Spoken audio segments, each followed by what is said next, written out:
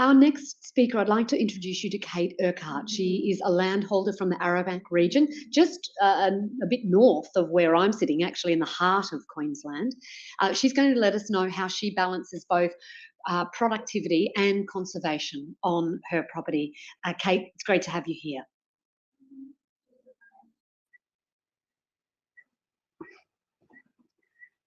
Thank you, Nicole. I'm hoping my mic and everything's working right now.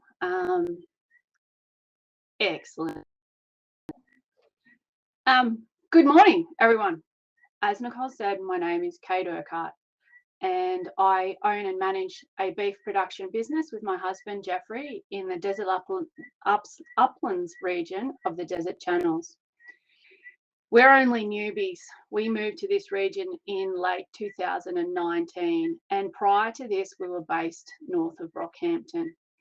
I want to thank you for the opportunity to speak and tell our story today. So, who are we? There's nothing really special about us. I have a background in natural resource management and originally moved from a dairy farm in southwest Victoria. Yes, I am a Mexican originally. Jeffrey, a born and bred Queenslander, and his family has always been producing beef cattle as well as spending time in the coal mines. We are both keen to continually improve ourselves, our business, and the land we manage. We've spent a number of years increasing our knowledge and business skills before purchasing Adelong and Coorabah, two separate properties at one stage, now run together. We started this journey with an ideal property vision. This did take us some time to sit down and create a list. However, it gave us a point to reflect after any property inspections.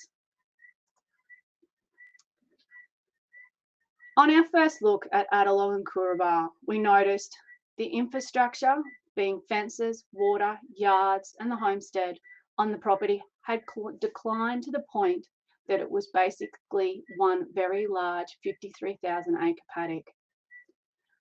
The waters were scattered across the property, of areas not being utilised by cattle due to the distance from water.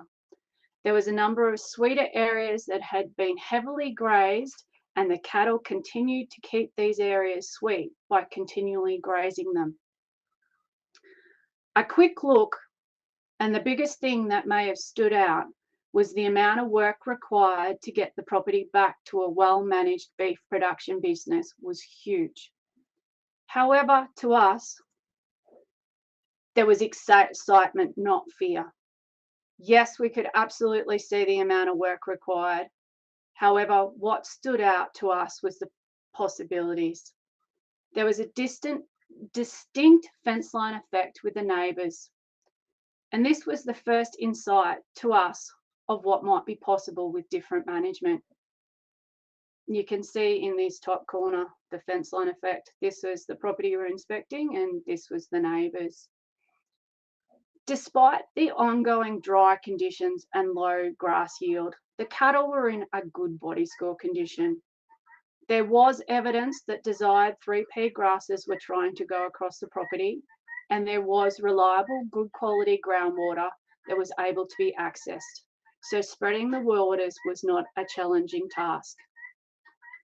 So after our property inspection, we went back to our trusty ideal property vision.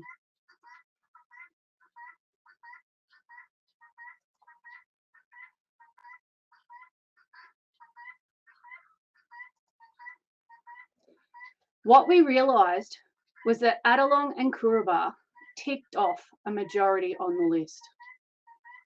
These are the ones that ticked off, and these ones not quite so. However, of the ones that didn't tick off, really the only one that we could not change was the rainfall minimum. However, we can control how our land is managed and can respond to rainfall.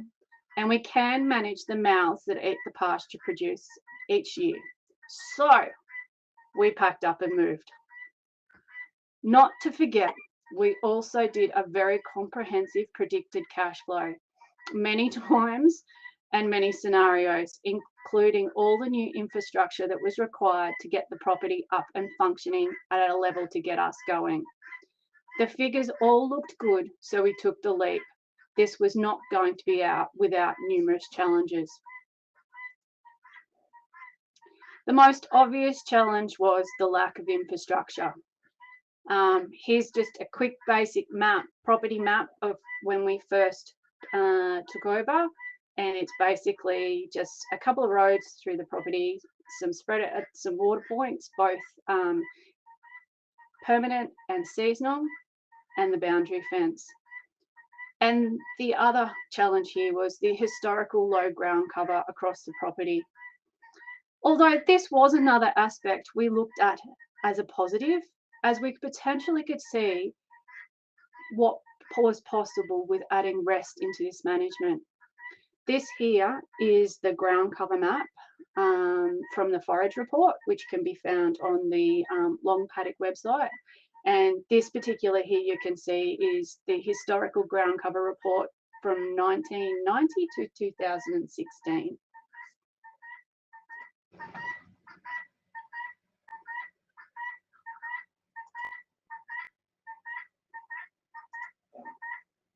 Another challenge was being new to the region and managing the new land types and their grasses. We were new to the desert uplands region and the many diverse land types. On Adelong and Coorabah, there are 13 different land types listed, ranging from jump ups, ironbarks, coolabah flats, and soft gidgee.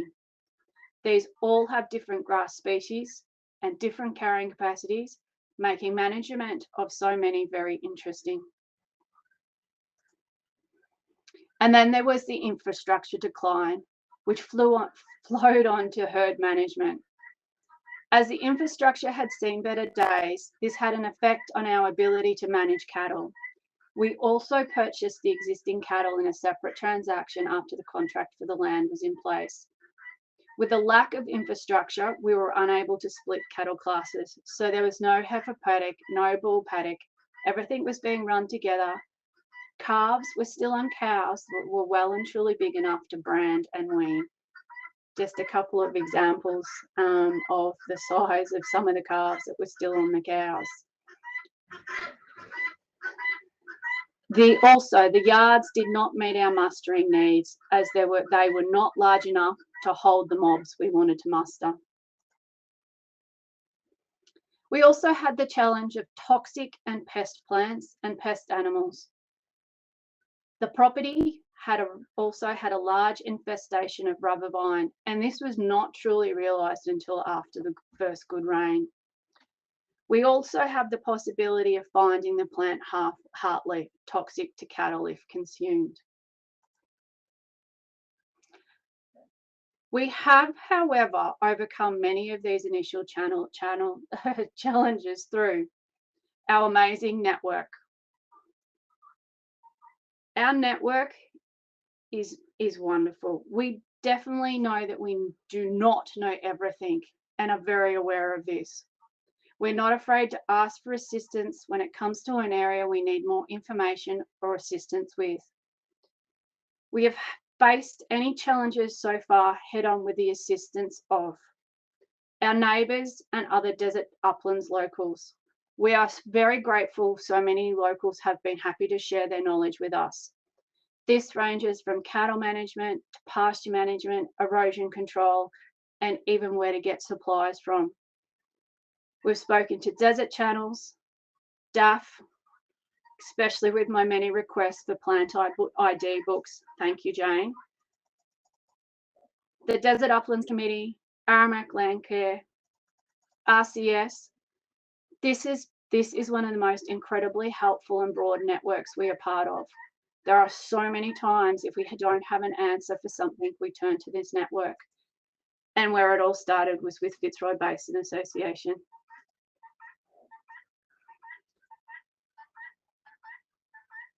So from our networks, we have started with the following solutions. We have a good understanding of our predicted cash flow. We've put in new fences, new yards, new watering points, and we are getting an understanding of the local cattle diseases and viruses.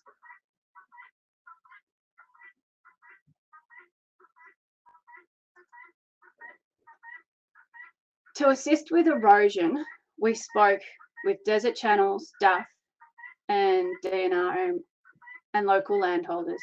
This resulted in a field day with Bob Shepherd, a one-on-one visit with Darryl Hill, and a vegetation field day. This was to look at what was previously done in the desert uplands with Bob Shepherd, and then we looked at sites to discuss what could be done.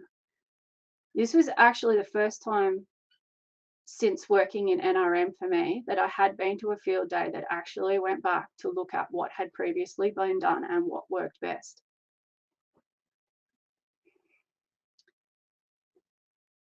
This gave us opportunities to start getting ideas of how we could tackle some of the areas of erosion without spending large amounts of money on reclamation of these areas. To assist with weed infestation, we spoke again with our neighbours to get our plan ID up to scratch. We also spoke to DCQ and Landcare to participate in a weed control program with the intention to improve our ground cover. When we look back at everything we have tackled so far, you can see that it's all linked to ground cover. One thing cannot be tackled without the other. This showed us you need to be looking at many parts of our property and not just focusing on one. And having a good knowledge of your financial position, a good property plan, and where we have found most important, to have an excellent network to source information.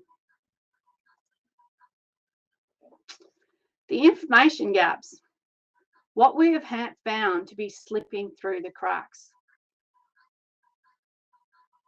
Our first one we've noticed is erosion created from roadside drainage. It's just looking at communication between local councils and NRM, including Landcare and landholders. Where to go if you have a question or issue.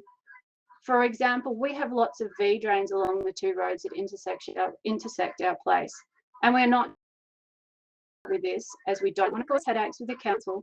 However, this will need to be addressed at some stage as it links back to ground cover and the loss of topsoil. And secondly, access to incentive funding and knowledge trying new ideas. As landholders, we come up with new ideas on how to tackle on-farm issues. It would be great to trial some of these ideas. Not saying it's not already there, it just appears to be hard to find, and I'm sure we're not the only one with ideas. Landholders are incredibly inventive, and this should be tapped into.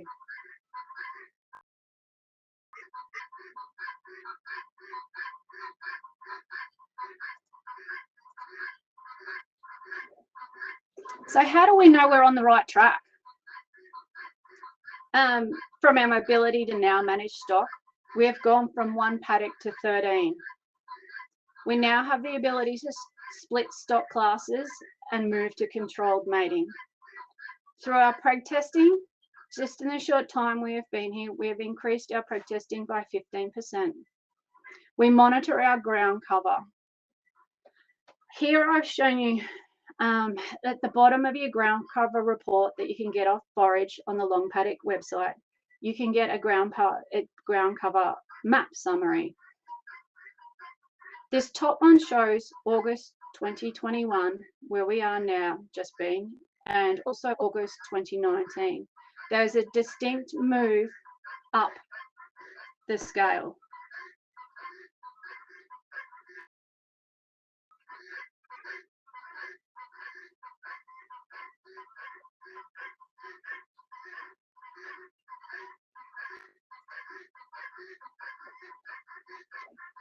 We also monitor cash flow.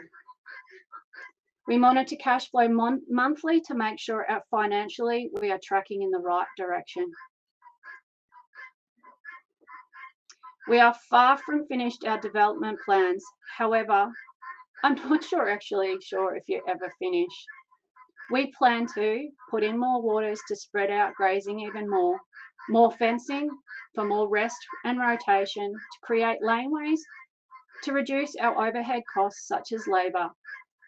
And we also continue introduce new genetics for improved fertility, weaning rates, and eating quality of our product.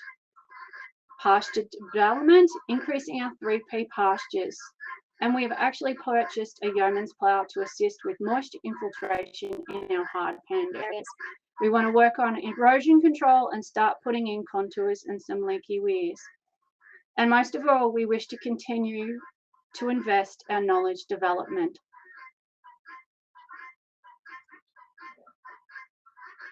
I want to thank you for your time you've taken to listen to me today, and I'd like to throw to you, are there any questions you would like me to answer?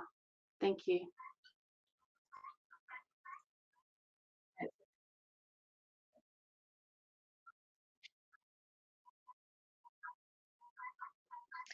Okay, fantastic. You've got a couple of moments if you still have a question for Kate to pop it up there. Thank you for a wonderful presentation, Kate.